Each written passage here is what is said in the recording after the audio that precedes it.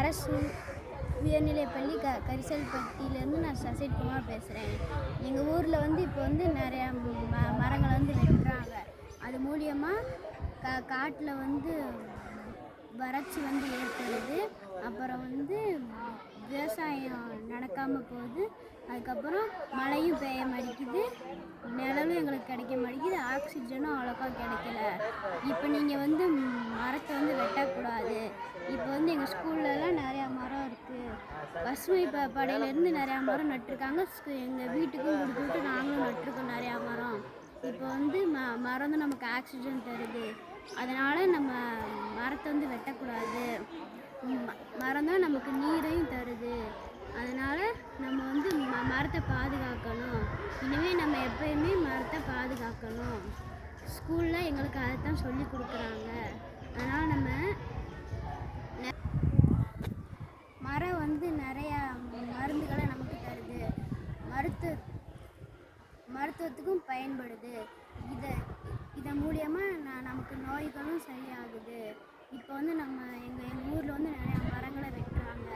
அதனால் இப்போ ஆஸ்பத்திரிக்கு தான் போகிற மாதிரி இருக்குது. நிறையா மூலிகைகளும் கிடைக்க மாட்டேங்குது. அதனால் நம்மளே தயாரிக்கிற மாதிரி நிறைய மூலிகைகளை தயாரிக்கிறதுக்கு நமக்கு நிறையா மரங்கள் தேவை. அதுக்கு வந்து நம்ம நிறையா மரங்களை நடணும். அப்படி நட்டால் தான் நம்ம ஃப்யூச்சர்லேயும் நல்லா வாழ முடியும். எங்கள் ஸ்கூல்லலாம் ஒவ்வொருத்தருக்கும் கொடுப்பாங்க மரக்கன்றுகள். நாங்களும் வீட்டில் போய் அதை நல்லா நட்டு ஆசாசியாக வளர்ப்போம்.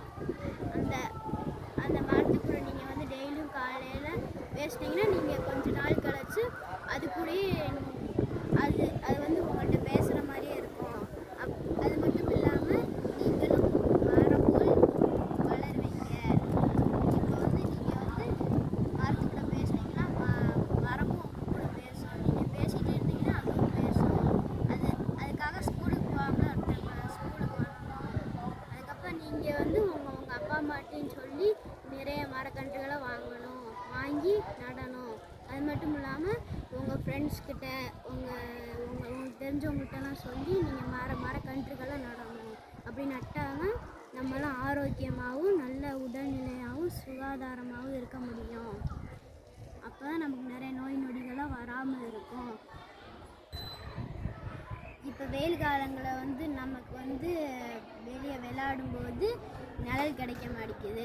மரத்தை வெட்டுறதுனால நிழலே கிடைக்க மாட்டேங்குது. இப்போ நீங்கள் மரத்தை வெட்டாமல் அது நல்லா வளர்ந்துச்சுன்னா உங்களுக்கு நிறையா நிழல் கிடைக்கும். அது மூலியமாக நீங்கள் வந்து விளாட்லாம், நிழல் கிடைக்கும். அதுக்கப்புறம் நீங்கள் வந்து ஆக்சிஜனும் நல்லா உங்களுக்கு கிடைக்கும். அது மூலியமாக நீங்கள் ஆக்சிஜனும்